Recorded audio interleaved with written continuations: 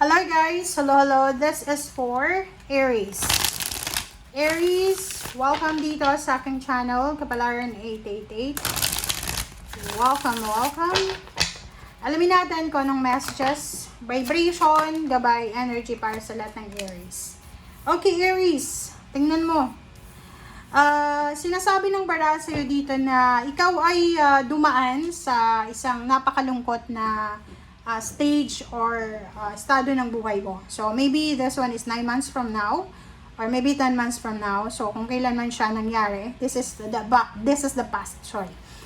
So, dumaan ka sa sitwasyon na pakiramdam mo hopeless and helpless ka. Yung mag-isa ka lang. Yung mag-isa ka lang na lumalaban. Mag-isa ka lang na lumalaban para sa freedom mo, para sa buhay mo. Yung parang feeling mo, walang may pakialam sa iyo. May mga pagkakataon na hindi ka makatulog sa sobrang pag-iisip. May mga pagkakataon na sobrang mag-isip ka. Yung parang inabutan ka na ng madaling araw sa pag-iisip hanggang umaga. So, pagod na pagod ka, di ba? Pwedeng insomniatic ka na or pwedeng talagang hindi ka makatulog kasi ang dami mong iniisip na problema. Alright, so yung 10 of Swords, galing siya dito sa 9 of Swords. Sinasabi ng baraha, huwag kang mag-alala. Huwag kang mag-alala, Aries, kasi simula ngayong Abril, this April, eto na yung simula na lahat ng mga masasamang panaginip na naranasan mo, pain, heartaches, ay posibleng matatapos na yan. Like yung iba na may mga insomnia, pwedeng gumaling kayo sa insomnia. Yung rason kung bakit kayo hindi makatulog sa gabi ay posibleng ma-resolve mo na yan.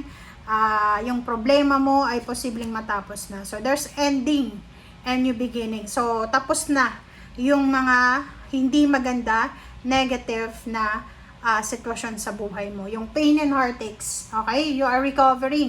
You are healing. Okay, so dito is moving forward siya. Sinasabi ng barahan na this April, parang kabayo lang na mabilis yung recovery mo, mabilis yung healing mo. So sinasabi dito na you are parang victorious. Lahat ng pagtitiis mo, lahat ng sacrifices mo, lahat ng luha, hinanakit mo sa buhay, ay may kapalit na kapayapaan daw. So hindi nasayang yung pagtitiis mo. O hindi masasayang yung pagtitest mo. Ganyan. Okay, so let's check.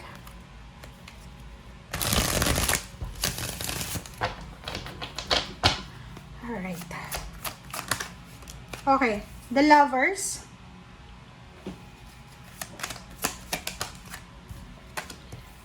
Wow, so this one is love life. So kung makikita mo dito, sinasabi ng bara sa'yo, Aries, na this month of April, yung focus mo this month ay all about relationship. Ano yung ibig sabihin niya? Pwedeng yung iba sa inyo, yung problema na pinagdadaanan nyo is all about relationship. Pwedeng may third party yung person mo, or pwedeng ikaw ay namumroblema sa relationship mo for several years. And this month, sinasabi na possible na may solusyon ka na, may resolution ka sa emotional problems mo, or kung ano pa man siya. Yung Two of Cups dito is pwedeng collaboration. So, there's a couple na magse-celebrate ng wedding anniversary, mansary, or there's a couple here na posibleng magpaplano kayo together. So, you are collaborating each other para sa development or para sa progress ng relationship. Okay? So, let's check.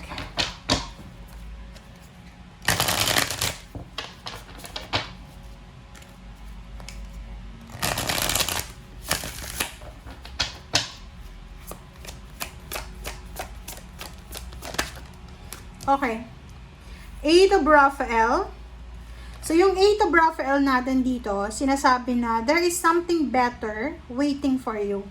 Do what you know is right for you, a spiritual.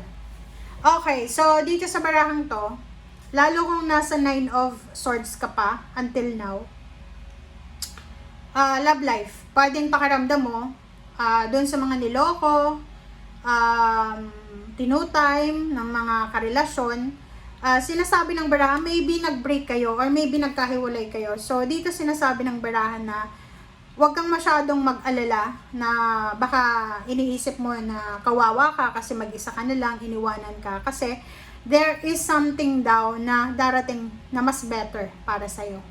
So, kung ang akala mo yung taong nang iwan sa'yo or nanakit sa'yo ay siya na yung pinaka-best, no. Kasi there is something much better pa na nag-aantay sa'yo. So, gawin mo daw kung ano yung tama para sa'yo. Okay, so let's check. Alright. Next is Queen of Gabriel para sa 10 of Swords. So, sinasabi ng baraha, you can do anything right now. 'Di ba? Lahat ng sakit, lahat ng problema ay makaka-recover ka. Okay? Basta, ang pinaka-importante sa'yo, yung kaligayahan mo. Dalawa yung baraha na sinasabi na, do what you know is right for you. Kung ano yung makakabuti sa'yo. Eto din, sinasabi, go after what you want. Same lang. Gawin mo kung ano yung makakaya mo or kung ano yung gusto mo. Okay? Wag kang maghabol. Okay? Kung ayaw na sa'yo, pakawalan mo na. Kasi yun na nga, sinasabi na may darating na talagang para sa'yo. And, wag kang matakot na mag-isa. Kasi you have the ability daw na ma-attract mo yung mga taong generous. So, kung kailangan mo ng tulong, may mga tao na pwedeng matulungan ka. Alright? So, let's check for the Chariot. Ang Chariot natin dito is Page of Michael. So, sinasabi ng baraha sa'yo na isang exciting na pagkakataon, sitwasyon, ang posibleng darating sa'yo. Like, for example, there's a contract, like opening of, like may mga opening ng career. So, pwedeng may mag-offer sa'yo ng trabaho, so may mga contract signing, or may mga dokumento ka na kailangan na sikasuhin. So, sinasabi ng baraha na you need to be careful sa pagpirma ng mga papeles, dokumento, para hindi ka magsisi sa bandang huli. Okay? So, let's check. Okay, so para dito sa lovers, this is Major Arcana, Mountain, o, diba? Sabi ng baraha sa'yo, marami kang pinagdaanan or pinagdadaanan na problema sa love life. And sinasabi ng baraha na mahirap, diba? Nakakaloka to. Pwedeng mayroong ano dito, pwedeng yung person mo, yung karelasyon mo, pwedeng makikipaghiwalay sa'yo, and sasabihin niya na hindi ka na niya mahal. It's because may mahal na siyang iba. Or pwede din na there's a relationship na matatapos na, it's because of third party.